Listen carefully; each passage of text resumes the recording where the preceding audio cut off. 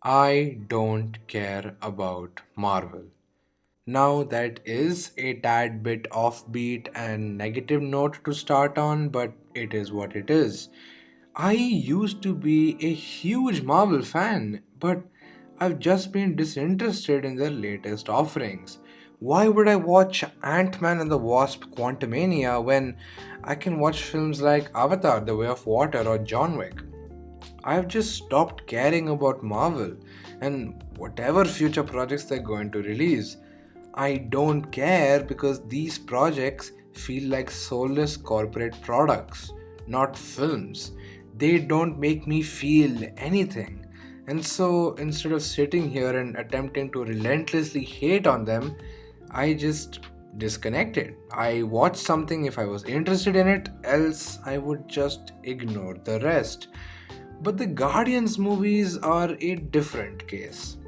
They stand out amidst the crowd. I sure as hell did not care about the MCU except the final Guardians of the Galaxy movie, and that's because these movies have a soul.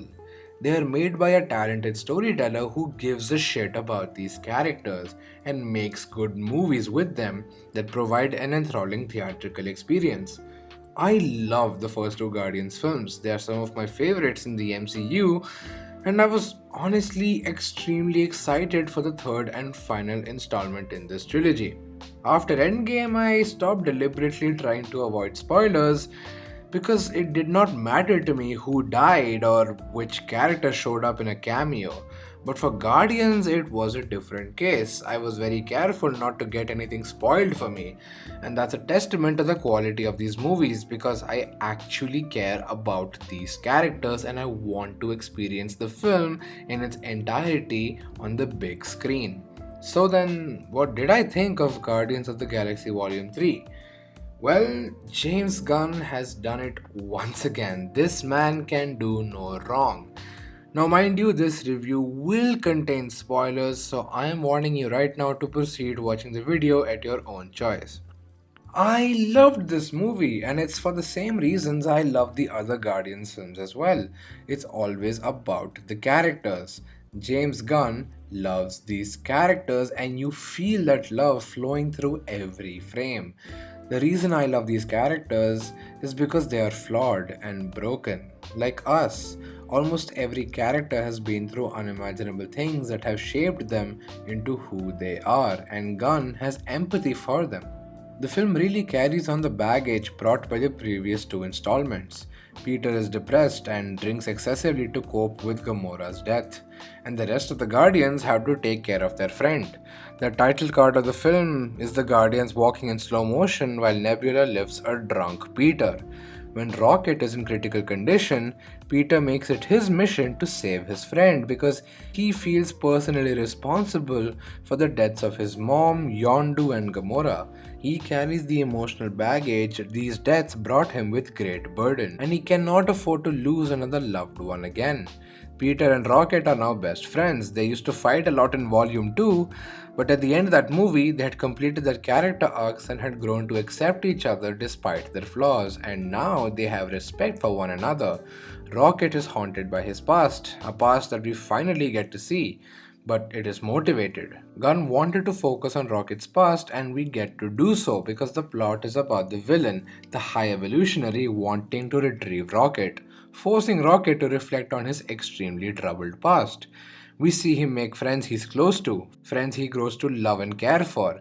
Despite the severely gruesome and painful torture he went through as a kid, it's these friends who helped him through it.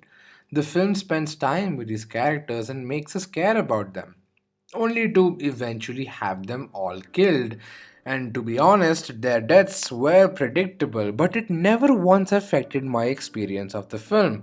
His friends' deaths actually give context to Rocket's behavior in the previous films. Rocket acts like a tough guy and a dick, yeah, but it's all just a protective shell to cover up the truth that he is just a scared little raccoon. And we see why. It all made sense. Why it was so difficult for Rocket to make new friends, to be part of a family, to accept the love and affection he so badly craves but is afraid to really come to terms with it. It's because Rocket too feels responsible for the death of his childhood friends, and he would want anything than to witness that again. He pushed away his family because he was scared of losing them, of being responsible for losing them. It all stems from a traumatic past and insecurity. And I know, I'm only talking about the characters and not enough about the plot. And yes, I will get to the plot, but it all works because the characters are at the forefront. The Guardians travel the corners of the universe, facing the most dangerous and most powerful creatures to save their friend. They risk their life in threatening missions and do everything they can in their power just to ensure that their friend, their family, is alive and well. The characters needn't say it. We understand just how much the Guardians love Rocket by seeing how much they are willing to do for him. And in this journey, we learn not just about Rocket but about the rest of the Guardians as well. Peter can't help but be heartbroken about Gamora even more when the 2014 version of her helps the Guardians in their mission. He constantly tells her about his relationship with Gamora and how they used to be, in an attempt to potentially rekindle a relationship with her again. Peter desperately wants things to go back to how they were. Gamora, after a point, becomes fed up with this, and understandably so. She can't be the Gamora Peter wants her to be. That Gamora was someone else, shaped by the experiences and relationships that this version of Gamora did not face. And I love that the film doesn't needlessly force another love story between Peter and Gamora. Instead, it acknowledges that Peter has to move on and understand that this Gamora is different and has a completely different path set out for her. Nebula also gets to do a lot in this one. She is slowly becoming a part of the Guardians, but is still so affected by her past that she cannot get rid of her rude behavior. Mantis acknowledges the truth about how Nebula is so overly critical of everyone just to mask her own self hatred. She considers Drax a liability because all she sees is a big dumb hunk. Her anger blinds her from seeing everyone's true potential. She grows by allowing herself to express happiness. She realizes that Drax is more than who she makes him out to be.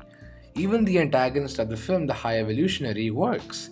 He's Rocket's past coming back to haunt him, and I actually like the fact that there is no sympathetic motivation to his character whatsoever. He's just an apathetic, ruthless maniac who's hell bent on perfecting everything. He takes these innocent little creatures and mercilessly tortures them, breaking them and putting them together over and over and over just so that they could be the way he wants them to be. All of this is just for attaining his primary mission of creating a perfect society, and he is ready to do anything and everything to achieve his goal. He pretty much considers himself to be a god. But what he fails to realize is that striving to achieve perfection is perhaps impossible. Our specialty lies in our flaws, the mistakes we make, and how we learn and grow from them. That's what makes us unique. From the first frame onwards, something about this film felt different.